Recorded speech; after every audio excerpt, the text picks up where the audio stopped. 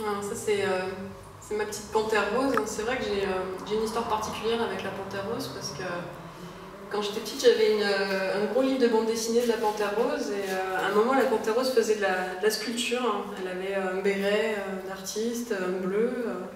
Elle taillait dans un gros bloc de pierre. Elle faisait une espèce de Vénus de Milo qui lui parlait avec des pancartes. Et je me rappelle que quand je voyais ces strips, je devais avoir 8 ans par là, et je me disais c'est ça que je veux faire, c'est ça que j'aimerais faire un jour plus tard. Et c'est vrai que la panthère rose, c'est une figure de l'être humain. Elle est sortie de sa jungle, elle a laissé tomber, elle a laissé au placard sa férocité. Tout ce qui est animal chez elle, elle a changé de couleur de peau, elle est devenue rose, pour singer, pour imiter l'humain. Et évidemment, c'est une sculpture qui fait référence à l'enfant soldat. Les enfants soldats qui sont souvent... ils sont quand même plus rarement roses. En général, ils sont noirs.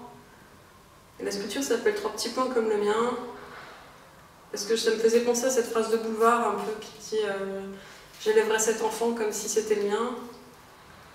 Et de se dire, si c'était mon enfant qui part à la guerre, qui est drogué, qui est envoyé en première ligne avec une Kalachnikov, comment on peut tolérer ces choses-là? Parce que nous, on vit dans un certain confort,